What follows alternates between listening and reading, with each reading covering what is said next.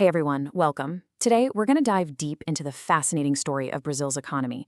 And to really get it, we've got to look at it from two angles. You've got the individual trees, that's the choices made by people and companies, and then you've got the entire forest, the big economic picture. So let's get started. So that really brings us to the big question we're tackling here. How do the tiny, everyday decisions that you and I make end up shaping and being shaped by these massive government policies that affect the whole country? The answer, it turns out, lies in understanding two sides of economics, micro and macro. All right, to wrap our heads around this, let's stick with that simple metaphor. Just think of microeconomics as studying the individual trees, and macroeconomics as studying the health and the shape of the entire forest. So you can think of microeconomics as being all about you, me, and individual businesses. Why do we buy what we buy? How does one specific company decide on its prices? Macroeconomics, on the other hand, zooms way out. It asks questions like, is the entire country's economy growing? Are prices in general rising too fast?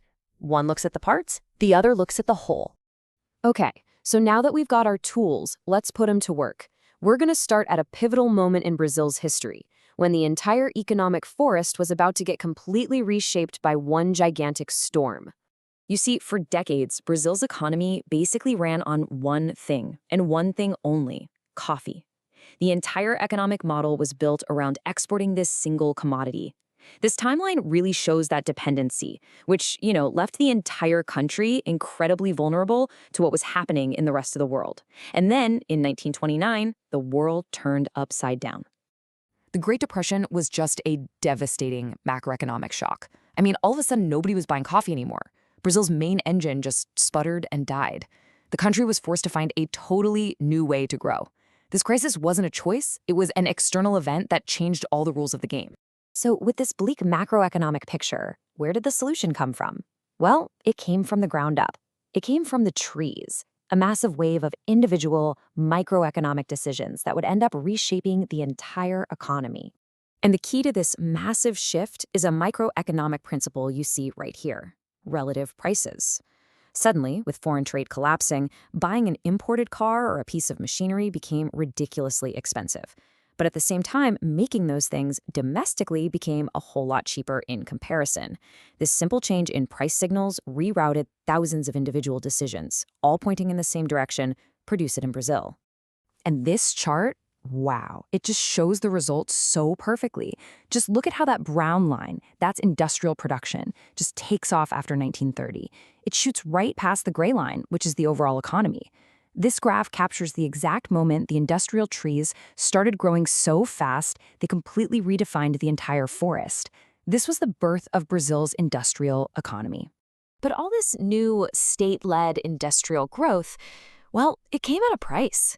Decades of ambitious projects, often funded by printing money and taking on debt, gave birth to a brand new macroeconomic monster: runaway inflation. So by the time we get to the 1980s, Brazil is in a full-blown macroeconomic crisis.